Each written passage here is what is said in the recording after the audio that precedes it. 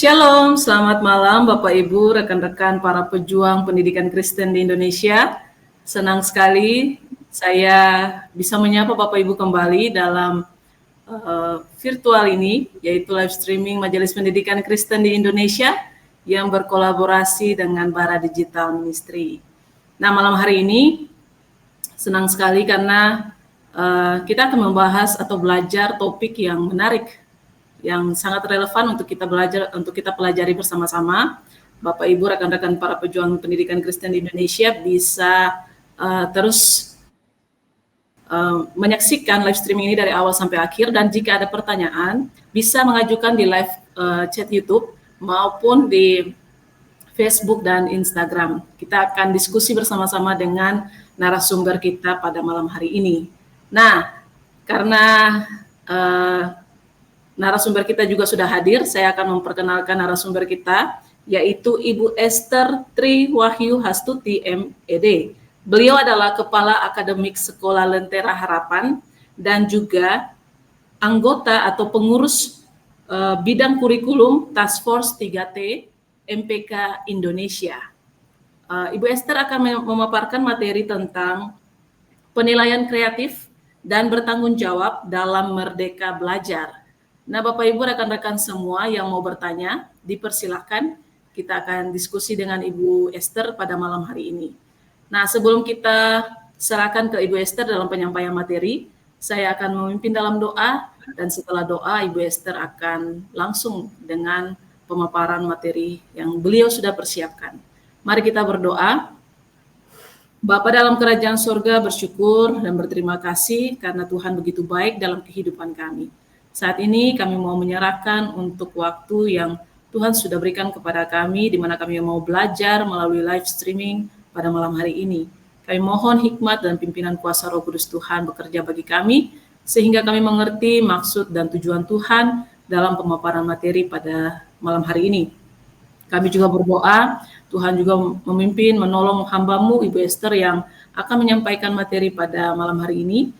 Biarlah dengan persiapan yang Ibu Esther sudah persiapkan, Tuhan yang memberkati agar bisa menjadi berkat bagi setiap penonton yang mengikuti live streaming ini.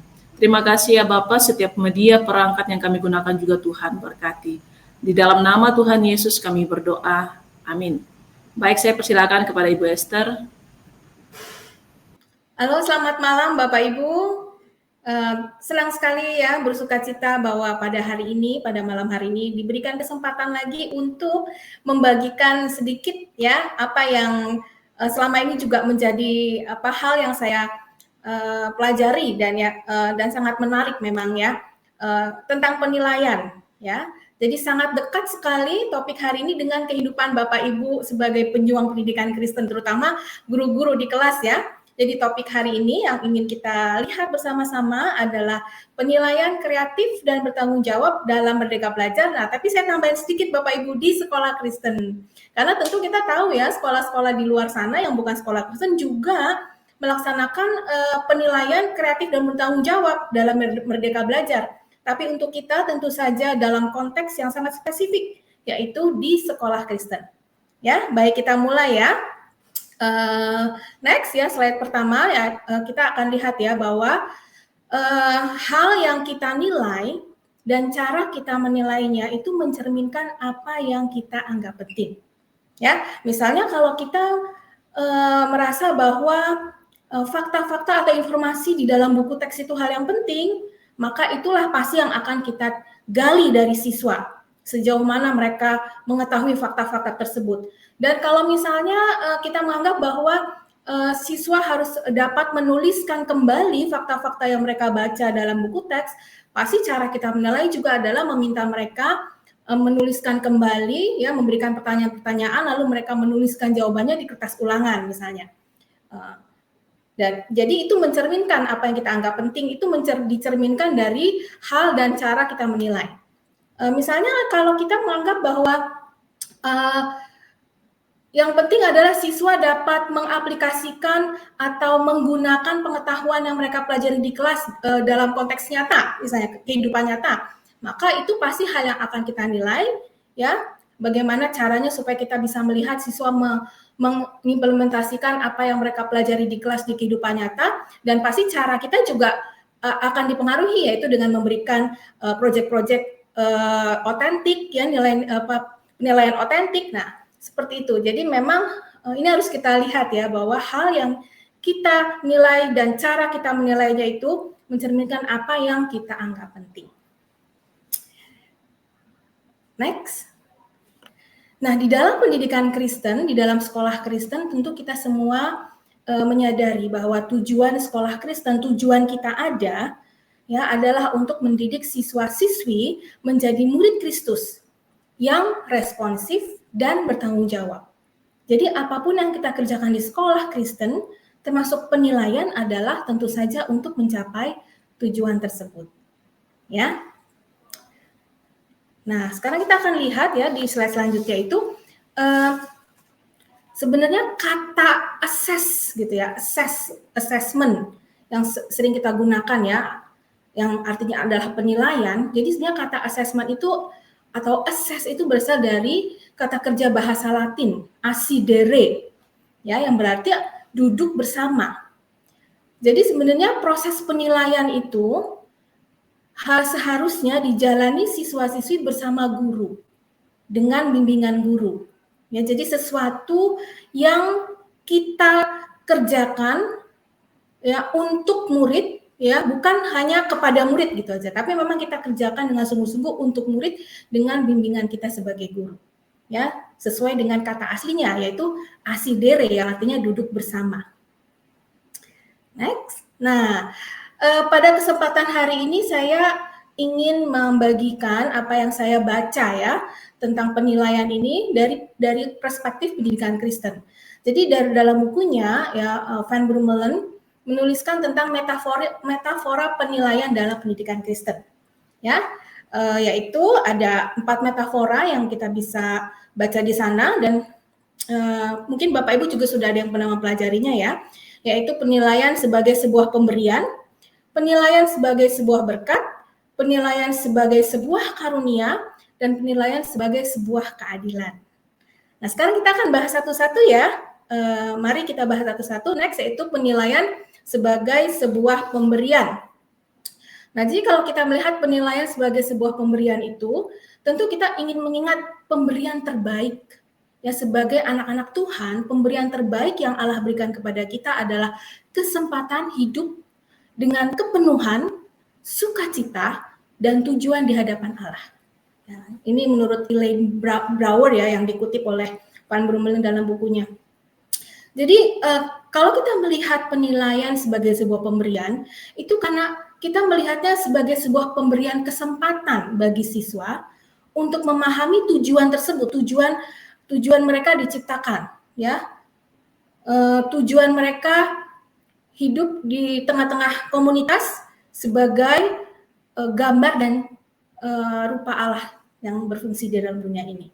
Nah, jadi pemberian kesempatan ini penting bagi siswa sehingga mereka bisa memahami tujuan tersebut, dan kita juga mendukung mereka mengembangkan potensi talenta yang mereka miliki di berbagai aspek agar mereka dapat berkontribusi positif bagi kerajaan Allah dan masyarakat. Ya, selanjutnya. Nah, kita juga melihat penilaian sebagai sebuah pemberian karena juga pemberian kesempatan bagi siswa-siswi untuk berlatih menjadi murid-murid Kristus yang responsif dan bertanggung jawab yang tadi kita lihat di awal ya. Juga pemberian kesempatan bagi siswa untuk mengalami formasi pikiran, hati, dan tangan. Karena kita ingin menyediakan pendidikan yang holistik, maka kita pun memberikan kesempatan bagi siswa untuk mengalami transformasi pikiran, hati, dan tangan melalui berbagai assessment atau penilaian yang kita berikan di sekolah Kristen. Ya, dan misalnya salah satu caranya itu penilaian autentik. Ya, nah sekarang kita akan bahas di slide selanjutnya sedikit melihat apa itu penilaian autentik ya. Nah, jadi kalau kita belajar itu kan kita ingin anak-anak belajar tuh di dunia nyata, gitu ya. Nah, berarti kalau pembelajaran di dalam dunia nyata itu menganjurkan kita untuk mengevaluasi seberapa baik siswa-siswi kita hidup di dalam dunia nyata. Ya, memang kita mengatakan pendidikan untuk mempersiapkan mereka hidup di masa depan. Itu baik sekali, tapi sebenarnya juga bukan hanya untuk masa depan saja, tapi bagaimana mereka menjalani kehidupan di masa ini sebagai siswa di dunia nyata yang mereka alami saat ini. Nah, sehingga evaluasi di dalam situasi nyata yang atau kita kenal sebagai penilaian otentik itu menjadi masuk akal untuk kita kerjakan. Ya, nah tapi evaluasi yang demikian tentu saja harus juga membutuhkan observasi. Tidak bisa hanya sekedar tes-tes tertulis saja, ya. Jadi perlu mereka mempraktekkan di dunia nyata, kita harus bisa mengobservasinya, gitu ya.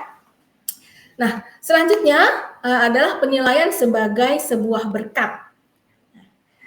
Kita akan lihat ya. Nah, di dalam penilaian sebagai sebuah berkat itu ada 4 hal yang kita akan lihat bersama-sama, yaitu penilaian sebagai sentuhan yang bermakna, juga kata-kata yang bermakna di dalam penilaian, memberikan masa depan yang bermakna, dan komitmen yang bermakna di dalam penilaian. Ya, jadi kita akan lihat satu-satu nih, apa artinya sentuhan yang bermakna, kata-kata yang bermakna, masa depan yang bermakna.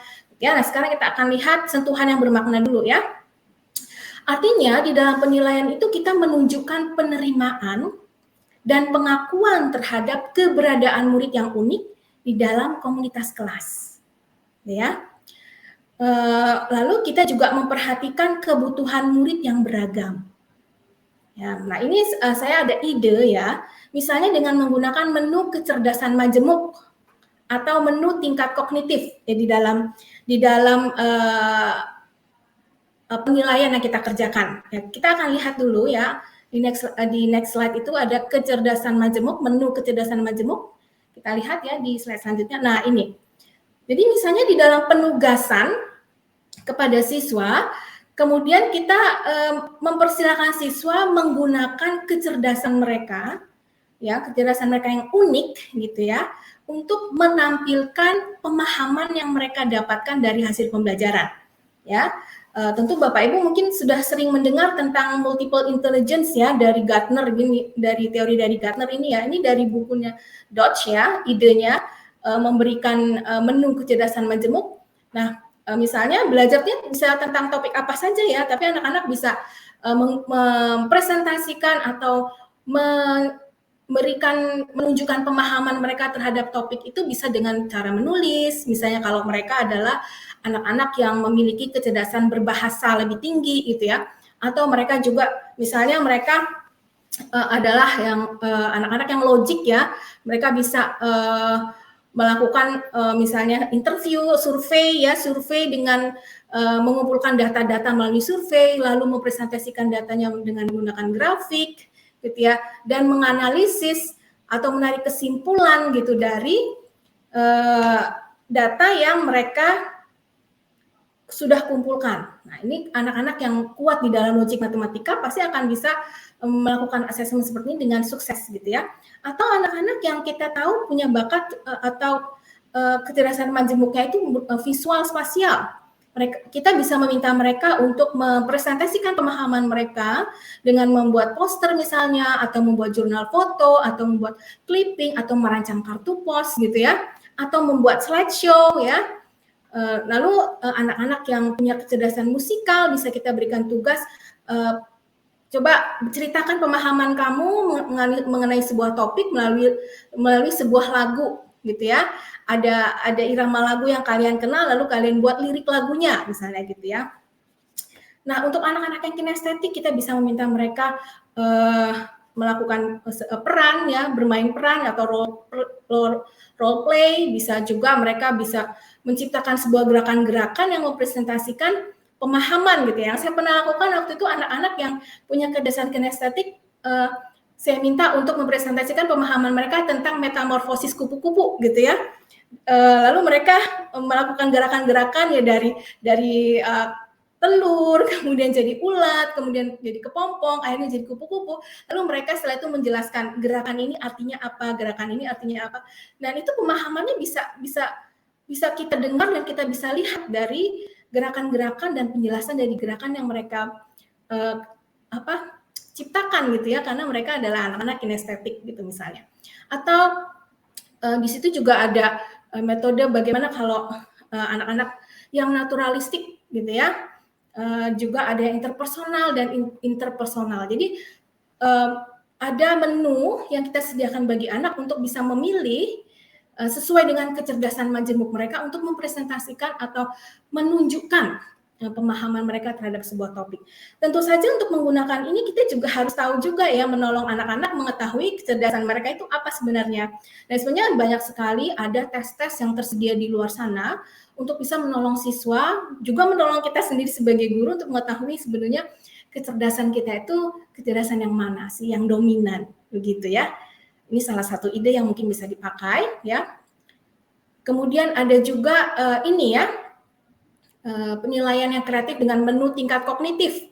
Ya, jadi misalnya kita berikan soal-soal mengingat, tapi juga ada anak-anak juga yang bisa sampai memahami, artinya tidak hanya sekedar mengulang informasi dari textbook, tapi bisa menunjukkan pemahamannya dengan kata-katanya sendiri, bahkan ada yang bisa memberikan ide-ide bagaimana mengaplikasikannya gitu ya.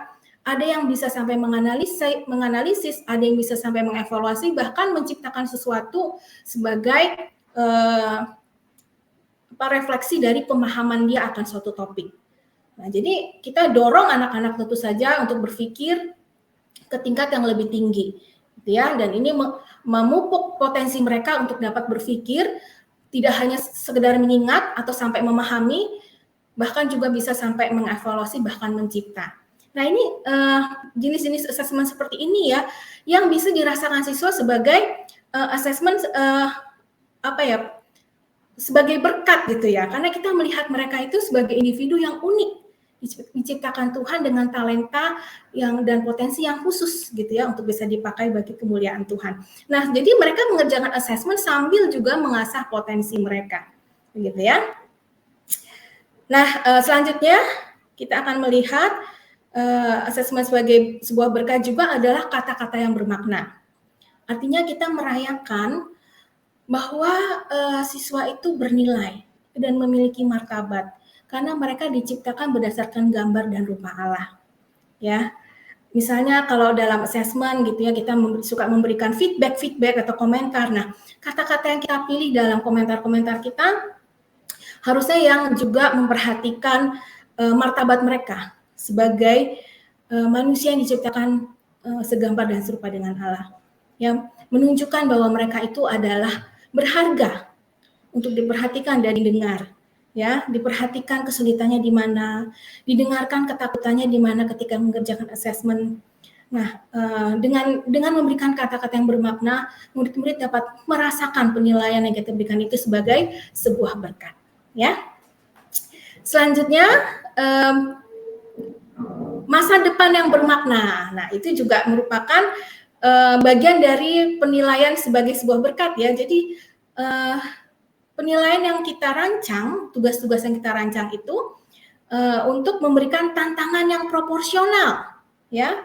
Jadi bermakna bagi siswa. Karena kalau misalnya tugas-tugas yang diberikan itu misalnya tidak proporsional, misalnya terlalu mudah bagi dia tidak dapat melihat assessment ini sebagai berkat karena tidak bermakna buat dia, terlalu mudah sehingga dia bosan gitu ya, atau malah terlalu sulit gitu ya. Nah, kalau terlalu sulit menjadi putus asa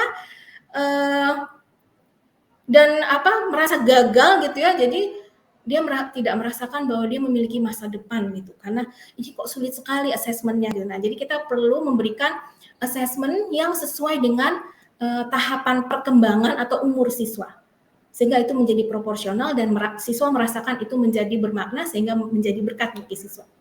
Lalu juga kita membantu membukakan kepada murid potensi masa depan mereka dengan talenta dan kemampuan yang Allah berikan. Yang tadi sebenarnya sudah sedikit dibahas ya, dengan mengerjakan assessment kita menolong murid untuk mengetahui talenta yang mereka miliki, mereka sebenarnya punya kemampuan yang Allah berikan sehingga mereka pasti memiliki masa depan yang baik karena mereka akan dipakai Tuhan untuk pekerjaan di dalam kerajaannya. Tuhan sedang memberikan potensi dan talenta dan kemampuan yang akan dipakai untuk kemuliaan Tuhan di masa depan. Nah, melalui assessment yang adalah sebuah berkat, kita menolong mereka menggali potensi dan memberikan mereka harapan tentang masa depan mereka yang indah di dalam Tuhan, gitu ya, Bapak Ibu. Selanjutnya, masih penilaian sebagai sebuah berkat yaitu komitmen, ya, komitmen yang aktif dan bermakna. Nah, jadi memang untuk bisa menjadikan asesmen itu sebuah berkat bagi siswa, memang kita sebagai guru harus memiliki komitmen yang aktif, ya, dan bermakna, ya, untuk melakukan segala hal yang mungkin untuk memberkati dan menolong siswa untuk berhasil. Jadi kalau siswa belum bisa, kita dengan sabar dan komitmen mengajarkannya kembali, gitu ya. Lalu juga komitmen memberikan umpan balik yang memberikan penghargaan, feedback yang memberikan penghargaan. Pemberian umpan balik itu tidak mudah, Bapak Ibu, itu adalah pekerjaan yang membutuhkan waktu, gitu ya. Makanya dituntut kita komitmen untuk melakukannya, ya. Lalu umpan balik yang kita berikan juga adalah umpan balik, belum ya selesai, maaf, yang tadi di dot point terakhir, masih slide sebelumnya, kembali ke slide sebelumnya. Ya, jadi umpan balik yang diberikan itu harus bersifat jujur, ya, namun memiliki sifat konstruktif, ya. Jadi kita jujur tapi dengan kalimat-kalimat atau kata-kata yang membangun, ya, terhadap hasil pekerjaan murid dan memberkati murid untuk bertumbuh, ya. Kadang mungkin kita memberikan komentar yang justru membuat murid menjadi tidak percaya diri, gitu ya. Kita harus jujur menunjukkan apa yang baik dan apa yang perlu ditingkatkan, tapi dengan kata-kata yang konstruktif, gitu ya. Nah, kita akan lihat di slide selanjutnya, next. Nah, umpan balik yang efektif itu adalah kalau kita tepat waktu. Nah, ini memang butuh komitmen ya untuk memberikan umpan balik yang tepat waktu. Karena kalau sudah terlalu lama, murid juga akan lupa tentang asesmen yang mereka sudah kerjakan. Dan juga mungkin mereka juga sudah tidak terlalu ingat ya kesulitan-kesulitan mereka di mana dan apa yang ditingkatkan. Artinya ya boleh dibilang sudah kadaluarsa gitu ya kalau terlalu lama, gitu ya. Jadi kita perlu berkomitmen untuk memberikan umpan balik dengan tepat waktu dan juga yang berguna dan deskriptif. Ya, untuk bisa berguna harus deskriptif. Kadang kita menulis bagus sekali. Nah, ini apa? Bagus sekalinya di mana? Ya, mesti deskriptif dan spesifik. Jadi misalnya kalau kita meminta murid mengarang sebuah karangan, menulis sebuah karangan, ya, kita memberikan bagusnya di mana? Bagus karena sudah memilih kata-kata yang tepat, ya, sesuai dengan konteks karangannya, atau sudah dapat memilih menuliskan kalimat-kalimat dengan tanda baca yang benar misalnya, atau koherensi dan kohesi di dalam kalimat-kalimat dan paragraf di dalam karangannya sudah baik. Jadi bagusnya itu apa? Harus deskriptif dan spesifik supaya berguna. Kalau hanya bagus sekali, nah anak-anak tidak tahu kan bagusnya apa, gitu. Atau kurang bagus, nah kurang bagusnya di mana? Nah, apakah pemilihan kata-katanya kurang tepat atau kalimat-kalimatnya antara satu kalimat dengan yang lain tidak ada kohesi misalnya gitu, atau paragrafnya tidak kelihatan misalnya. Tidak bagusnya atau kurang bagusnya di mana? Nah, umpan balik yang efektif itu jika deskriptif dan spesifik. Nah, memang dibutuhkan usaha atau komitmen ini dari guru ya. Nah, selanjutnya, slide selanjutnya. Nah, umpan balik yang efektif juga adalah yang menolong siswa-siswi mengetahui dengan jelas posisi saat ini. Posisi mereka kalau dibandingkan dengan standar yang ingin dicapai, mereka itu masih sejauh mana. Nah, itu perlu diberikan informasi kepada siswa yang dibantu untuk melihat itu. Ya, standarnya ini yang ingin dituju, kamu masih setengah jalan misalnya. Nah, umpan balik yang efektif itu bisa menolong siswa mengetahui posisi mereka di mana saat ini dan masih sejauh mana sih mereka mencapai tujuan yang diinginkan. Nah, tentu saja juga harus dengan tujuan pembelajaran yang jelas, ya. Bagaimana kriteria sukses? Nah, itu juga umpan balik yang efektif juga memberikan informasi itu ya. Tujuan pembelajaran yang jelas dan kriteria kesuksesan di dalam mengerjakan asesmen itu seperti apa. Lalu feedback yang efektif juga itu menolong siswa mengetahui cara mencapai tujuannya itu bagaimana ya, apa yang perlu ditingkatkan ya, apakah saya perlu meningkatkan regulasi diri ya di sepanjang proses pembelajaran, apakah saya harus memilih strategi belajar yang lebih tepat, atau apakah ada pemahaman yang harus ditingkatkan, atau apa informasi apa lagi yang saya butuhkan ya untuk bisa memahami lebih jauh. Nah, feedback yang efektif juga menolong siswa dapat mengetahui hal-hal ini ya, apa yang harus dia kerjakan selanjutnya supaya bisa mencapai tujuan. Jadi mengetahui posisi saat ini, mengetahui tujuannya kemana, dan mengetahui apa yang harus dikerjakan lebih baik untuk mencapai tujuan.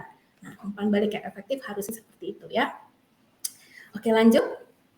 Nah, tadi adalah pemaparan tentang penilaian sebagai sebuah berkat. Nah, sekarang saya ingin mengajak kita semua melihat metafora penilaian sebagai sebuah karunia. Ya, jadi artinya satu, guru menghargai keberadaan murid sebagai gambar dan rupa Allah tanpa syarat, ya, tidak ditentukan oleh pencapaian nilai atau hasil prestasi mereka. Nah, mereka harus jelas sekali ya. Kalau kita ingin penilaian kita itu sebagai sebuah karunia bagi siswa, kita harus menolong siswa memahami bahwa nilai diri mereka yang sesungguhnya itu bukan dicerminkan dari nilai ulangan atau asesmen di atas kertas. Tapi nilai diri mereka itu tentu saja hanya di dalam Kristus. Ya, jadi saya ingat dulu ya, waktu saya SD gitu, mungkin Bapak Ibu juga bisa reflect mengingat-ingat waktu SD atau waktu zaman sekolah gitu ya. Ada guru saya yang kalau nilainya dapat jelek suruh maju ke depan gitu ya, lalu disabet satu-satu pakai rotan gitu ya. Yang nilainya 5 ke bawah maju ke depan gitu, lalu dipukul gitu sama dia pakai rotan gitu sama beliau ya. Nah, jadi itu menjadi sebuah ketakutan sehingga akhirnya tercipta persepsi terhadap diri bahwa oh, saya ini dihargai, disayangi kalau dan tidak dipukul kalau nilai saya di kertas bagus gitu. Nah, sehingga ini bisa membawa anak melihat bahwa nilai diri mereka itu tergantung pada nilai ulangan atau asesmen mereka di atas kertas. Dan ini yang harus kita terus berikan kepada anak-anak bahwa Allah memberikan kita potensi, talenta, dan nilai diri kita itu secure di dalam Kristus, ya, bukan terhadap nilai di atas kertas. Bukan berarti kita tidak memberikan yang terbaik ya, karena kita memberikan yang terbaik bukan untuk sekedar nilai di atas kertas, tapi karena kita ingin menggali potensi kita, mengasah kemampuan kita supaya kita bisa dipakai Allah di dalam pekerjaan yang sudah dia rancang. Seperti itu kan pengertiannya gitu ya. Nah, lalu penilaian sebagai sebuah karunia juga yang tadi masih nomor 2 ya, itu adalah guru mengevaluasi atau memberi umpan balik dan mengoreksi dengan cara yang penuh kasih, menolong, menguatkan dan sabar dalam konteks pembelajaran yang mendukung tetapi juga bertekun dan terencana dengan baik. Ya, lalu juga guru memberikan beragam kesempatan bagi siswa untuk mencapai hasil pembelajaran yang direncanakan, gitu ya. Jadi ada kesempatan kedua, makanya kalau dalam pemerintah sebenarnya sudah mendukung ya, karena mereka mengenal sistem kayak remedial seperti itu ya, atau tes ulang seperti itu. Jadi diberikan kesempatan atau latihan. Jadi sebelum ada penilaian akhir dikasih latihan banyak dulu supaya anak menguasai skill yang ingin dicapai gitu ya. Jadi ada beberapa kesempatan untuk anak-anak bisa meraih kesuksesan mencapai hasil belajar yang direncanakan. Oke, lanjut. Nah, sekarang kita lihat selanjutnya, yaitu penilaian sebagai sebuah keadilan. Ya, kita lihat next slide. Penilaian sebagai sebuah keadilan artinya guru menilai siswa berdasarkan kriteria yang jelas, ya. Jadi sebelum anak-anak mengerjakan tugas, mengetahui dengan jelas apa sih yang menjadi ekspektasi guru, gitu ya. Nah, guru menghindari sikap menghakimi berdasarkan pencapaian sebelumnya. Jadi hasil siswa saat ini itulah yang menggambarkan keterampilan siswa atau kemampuan siswa saat ini, gitu ya. Jadi jangan mengingat masa lalu seperti itu ya. Misalnya masa lalu anak ini selalu sulit dan tidak bisa. Kemungkinan juga ini nggak akan bisa. Jadi seperti menghakimi berdasarkan pencapaian sebelumnya. Padahal bisa saja anaknya sudah bertumbuh kan. Jadi menghindari sikap menghakimi sebelum melihat hasil yang sekarang, tapi hanya berdasarkan pencapaian masa lalu aja. Nah, ini juga penting nih, tidak memperhitungkan usaha pertama sebagai nilai akhir.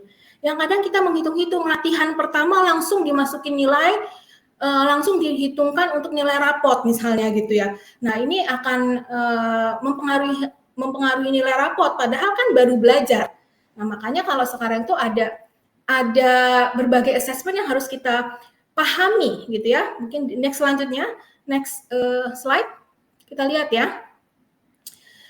Nah, supaya bisa adil itu memang kita perlu kriteria yang jelas dan murid-murid juga harus paham kriterianya. Makanya kita ada penilaian yang bertanggung jawab itu dengan acuan kriteria.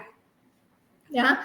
Jadi membandingkan hasil belajar siswa-siswi terhadap suatu patokan yang spesifik. Artinya batas lulus atau tingkat penguasaan minimum yang telah ditetapkan sebelumnya.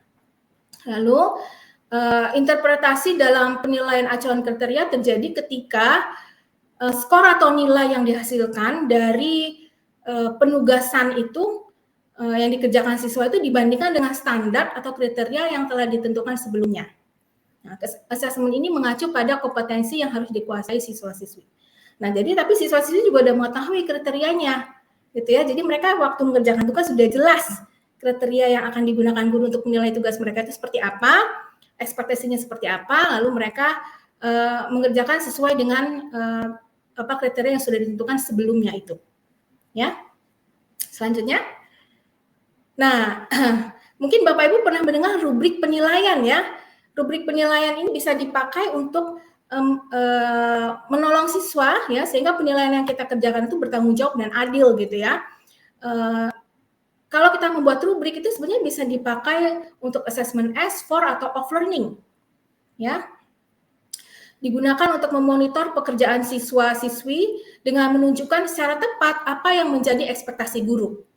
Ya, lalu susun rubrik sesuai dengan standar secara kolaboratif dengan tim guru, karena misalnya kalau tim guru kelas 3 penting sekali memiliki rubrik yang sama sesama kelas 3 supaya tidak beda-beda gitu ya standarnya antar kelas 3A, 3B, 3C. Jadi harus dibuat secara kolaboratif dengan tim guru. Nah, ini juga penting, berikan contoh hasil pekerjaan yang menurut kriteria sukses itu seperti apa gitu ya. Dan jelaskan alasannya mengapa hasil pekerjaan ini memenuhi kriteria sukses gitu ya. Nah, ini saya ada contoh sedikit ya tentang mengarang ya, rubrik menulis karangan. Ya, tapi ini hanya contoh karena banyak sekali contoh-contoh rubrik yang bisa kita modifikasi ya dari internet juga banyak. Selanjutnya, nah tadi sedikit disinggung tentang assessment of learning, for learning sama as learning ya. Sebelumnya tadi, dan rubrik itu bisa dipakai untuk assessment as learning, for learning, dan of learning.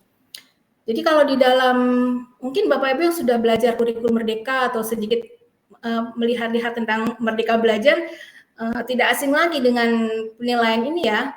Nah, sebenarnya penilaian atau assessment itu kan ada fungsinya masing-masing. Nah, kalau kita melakukan penilaian sebagai sebuah keadilan, ya, tentu kita melakukan penilaian yang bertanggung jawab sesuai dengan fungsinya, yaitu formatif dan sumatif. Kalau as learning itu formatif fungsinya, for learning juga formatif, of learning itu sumatif. Terus kita lihat satu-satu sedikit ya. Nah, kalau as learning itu berfungsi sebagai formatif, ya ini memberi informasi bagi guru untuk membuat perencanaan atau modifikasi pembelajaran di kelasnya. Informasi diperoleh guru dari hasil penilaian diri siswa-siswi. Jadi pelaku asesornya, pelaku penilaian atau asesornya itu adalah siswa. Ya, jadi kita mengenalnya itu evaluasi diri atau penilaian diri gitu ya. Self assessment. Nah, saat melakukan penilaian diri, siswa-siswi bertindak sebagai asesor yang terlibat aktif dan kritis. Lalu siswa-siswi memonitor sendiri apa yang mereka pelajari, ya, melakukan penyesuaian, adaptasi, bahkan perubahan pemahaman yang dilakukan berdasarkan umpan balik yang mereka terima. Nah, jadi penggunaan rubrik yang tadi itu menolong mereka juga, ya. Jadi sebelum diperiksa guru, ya, dengan menggunakan rubrik mereka bisa memeriksa pekerjaannya sendiri dulu dengan menggunakan rubrik yang sama. Ya, jadi mereka dilatih untuk menjadi evaluator atau asesor bagi dirinya sendiri. Nah, kita membantunya dengan memberikan rubrik yang kriterianya jelas tadi ya. Nah, itu assessment as learning. Selanjutnya, nah ini ada beberapa contoh pengatur grafis untuk bisa digunakan atau melatih siswa melakukan penilaian diri. Ya, nanti Bapak Ibu mungkin bisa lihat di sini ada pelajaran SBK, ada kerja kelompok gitu ya, menilai kemampuan mereka bekerja kelompok. Ada juga di situ tentang sebuah topik ya. Jadi banyak sekali sebenarnya kalau kita Google gitu ya, pengatur grafis atau yang kita kenal kalau bahasa Inggrisnya graphic organizer ya, untuk melakukan self assessment buat siswa. Itu banyak sekali ide-idenya. Bisa dimodifikasi untuk kebutuhan di kelas kita ya. Oke, selanjutnya, nah ini ya assessment for learning, itu untuk proses belajar ya. Jadi digunakan juga sebagai formatif juga ya, karena hasilnya itu digunakan guru untuk membuat perencanaan dan memodifikasi pembelajaran ya, bagian dari proses belajar itu sendiri. Jadi kalau kita melakukan assessment for learning itu adalah sebenarnya bagian dari pembelajaran, interwoven atau terjalin dengan erat dengan pembelajaran, karena itu juga merupakan bagian dari pembelajaran gitu ya. Guru mengumpulkan data-data, belum, masih lanjut tadi di dalam for learning. Guru mengumpulkan data seperti konsep atau apa yang mereka pelajari sampai sejauh ini tuh dikuasainya seberapa oleh siswa-siswi ya. Nah, data-data ini dapat dikumpulkan dari hasil kegiatan observasi gitu ya, atau lembar kerja atau latihan-latihan yang kita berikan kepada siswa gitu ya. Dan di sini dipakai untuk guru memodifikasi pelajaran selanjutnya, dilihat apakah sudah paham atau belum, atau perlu diulang, atau perlu dilanjutkan, atau perlu diskusi lebih jauh. Nah, dari formative assessment ini, atau assessment for learning ini. Makanya disebut formatif ya, digunakan untuk formatif. Ya, lanjut. Oke, nah kalau ini assessment akhir proses pembelajaran ya, assessment of learning. Jadi setelah belajar dalam kurun waktu tertentu ya, assessment of learning ini digunakan ya sebagai assessment sumatif, memberikan informasi kepada orang tua dan murid mengenai kemampuan dan status pencapaian murid terhadap standar yang diinginkan. Itu biasanya dilakukan di akhir sebuah periode belajar, misalnya setelah selesai satu bab, atau setelah selesai 1 bulan pembelajaran, atau setelah selesai satu bulan, atau tengah semester, atau akhir semester. Jadi ada kurun waktu tertentu setelah belajar, lalu dinilai sejauh mana siswa sudah mencapai standar. Apakah siswa sudah mencapai standar atau belum. Nah, dan biasanya assessment of learning ini atau summative ini nilainya akan dipakai untuk sebagai juga ikut diperhitungkan untuk nilai rapot. Gitu ya. Karena ini kan akhir, jadi sudah akhir pembelajaran. Jadi kita harapannya siswa sudah selesai di akhir pembelajaran, sudah bisa menguasai pengetahuan atau keterampilan yang kita inginkan, lalu kita assess dan nilainya bisa diperhitungkan untuk nilai rapot. Gitu ya. Nah, kemajuan dan status pencapaian ini dibandingkan dengan kriteria-kriteria dalam standar-standar yang dipresentasikan oleh simbol. Nah, kalau di Indonesia kita biasanya kelas besar itu kelas SD, SMP, SMA simbolnya angka gitu ya. Dapat angka 80, 90 gitu ya. Nah, kalau TK biasanya dengan lebih deskriptif gitu ya, atau dengan simbol-simbol lain ya. Misalnya dengan simbol sangat baik atau berkembang, kalau kurang berkembang seperti itu kalau di TK. Tapi kalau di tingkat SD, SMP, SMA biasanya kan dengan angka ya. Tapi angka itu perlu sekali bukan angkanya yang penting, tapi makna angka itu. Kalau dapat 9 itu apa kriterianya? Gitu ya. Nah, itu yang penting diketahui siswa. Baik, selanjutnya. Nah, ini kita sudah sampai pada akhir presentasi saya atau sharing saya ya. Saya ingin mengajak kita semua mengingat bahwa asesmen di sekolah Kristen itu ya, bahwa harus membawa kita dari pertanyaan apa berkaitan dengan pengetahuan dan pemahaman, kepada pertanyaan lalu apa, gitu ya, implikasi dari pengetahuan dan pemahaman tersebut, dan pada akhirnya pada pertanyaan sekarang apa, meresponi pengetahuan dan pemahaman kita melalui pelayanan kasih kepada Allah dan sesama manusia. Ya, jadi bukan hanya mengetahui apa, misalnya kalau belajar makanan sehat, apa itu makanan sehat ya. Nah, kita sudah tahu, paham sesuatu makanan sehat itu apa, ya apa saja, dan setiap makanan sehat itu apa gizi yang terkandung di dalamnya gitu ya. Nah, tapi tidak berhenti di situ kalau kita di sekolah Kristen. Lalu apa? Lalu apa? Akhirnya dengan mengetahui ini, saya mengetahui mana makanan sehat, mana bukan makanan sehat. Lalu apa implikasinya buat saya? Gitu. Kalau sudah tahu ini tapi saya tetap suka makan gorengan, mungkin Bapak Ibu dan suka makan gorengan, tidak merenungkan implikasi dari apa gitu ya. Tapi bukan hanya itu. Bukan hanya berhenti dari lalu apa, tapi juga lanjut. Sekarang apa? Nah, kalau kita melihat mungkin anggota keluarga kita, teman-teman kita masih banyak yang belum paham tentang makanan sehat atau belum berusaha untuk makan sehat. Mari bagaimana kita bisa membagikan pengetahuan ini kepada komunitas kita. Lalu memotivasi dari keluarga dulu, teman-teman, untuk makan sehat. Jadi meresponi, jadi membuat perencanaan action plan gitu ya, perencanaan tindakan di dunia nyata gitu ya. Bagaimana agar orang-orang aware atau mengetahui tentang makanan sehat dan mau diajak berkomitmen untuk makanan sehat.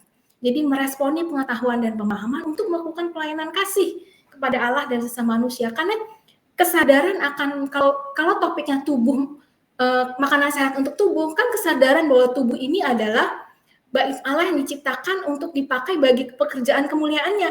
Nah, bagaimana bisa dipakai kalau sakit-sakit?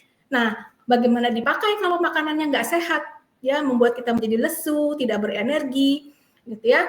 Nah, jadi perlu sekali kita di sekolah Kristen itu asesmennya tidak hanya berhenti pada apa, tapi lanjut kepada lalu apa, bahkan kepada sekarang apa. Jadi itu yang bisa saya bagikan, Bapak Ibu. Terima kasih untuk perhatian Bapak Ibu. Saya tutup, saya kembalikan kepada Ibu Susan.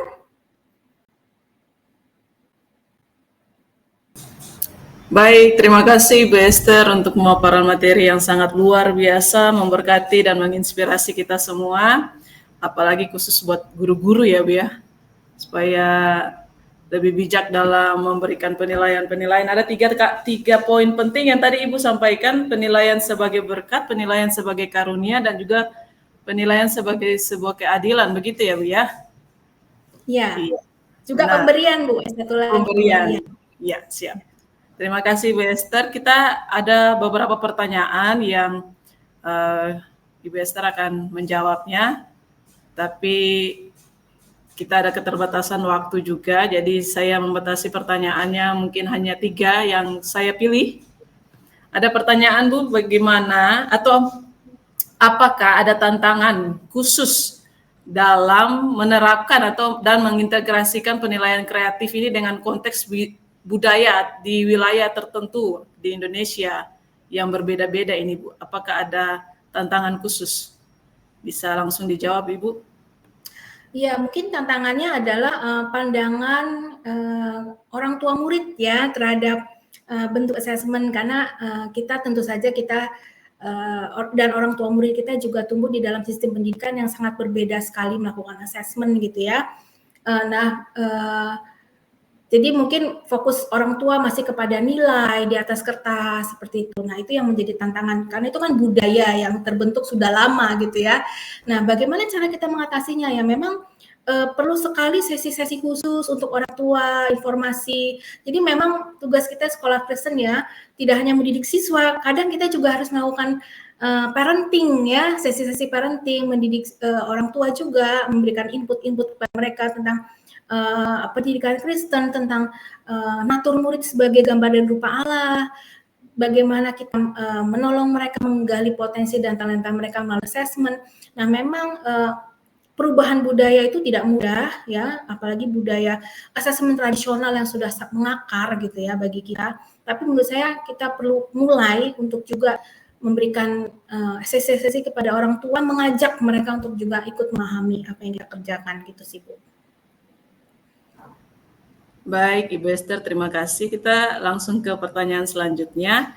Ini ada pertanyaan, apakah ada tekanan eksternal, Bu, seperti ekspektasi dari orang tua atau standar nasional yang dapat mengganggu keadilan dalam penilaian kreatif di sekolah Kristen, Bu? Ya, sebenarnya standar itu baik ya, karena pasti standar yang diberikan pemerintah itu sudah dirancang oleh ahli, yang pasti sudah sesuai dengan usianya, gitu ya. Jadi menurut saya kita tetap penting ya untuk bisa menolong siswa mencapai standar itu, tapi tentu saja tujuan akhirnya bukan hanya sekedar mencapai standar itu. Mengapa kita ingin menolong siswa mencapai standar?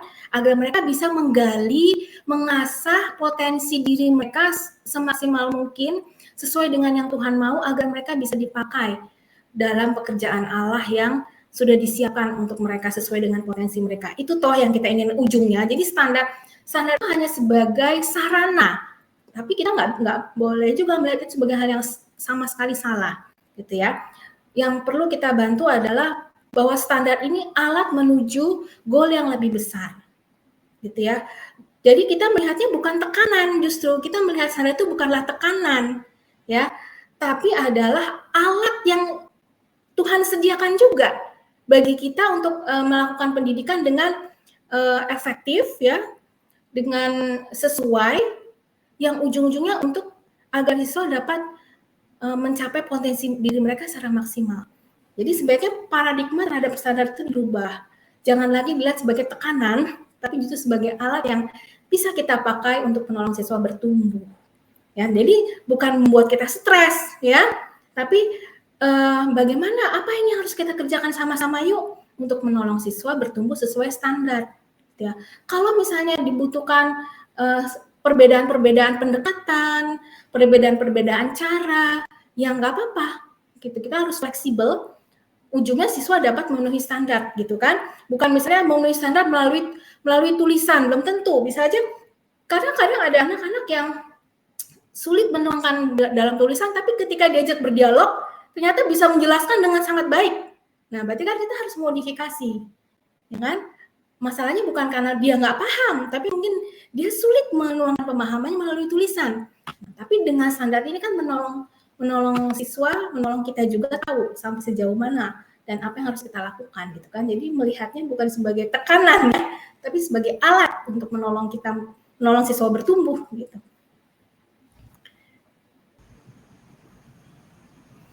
Baik, terima kasih Bu Esther untuk jawabannya. Ini ada pertanyaan terakhir, Ibu. Pertanyaan terakhir, bagaimana guru di sekolah Kristen dapat memastikan kalau penilaian kreatif sudah dilakukan secara adil untuk semua siswa tanpa memandang status sosial atau ekonomi dari siswa atau murid tersebut? Bagaimana, Bu, memastikan kalau sudah benar-benar berhasil? Ya mungkin ini ada proses yang panjang ya Bu ya, karena keberhasilan kita tuh bisa dilihat misalnya kalau kita melihat siswa kita bertumbuh ya, misalnya sudah kelas 12 gitu ya, melihat bahwa di kelas 12 sudah mengetahui, oh inilah talenta saya, inilah potensi yang saya miliki, gitu ya. Dan sehingga pada saat mau kuliah itu udah nggak bingung lagi jurusan apa yang diambil, gitu ya. Nah, itu sebenarnya salah satu keberhasilan yang bisa kita lihat.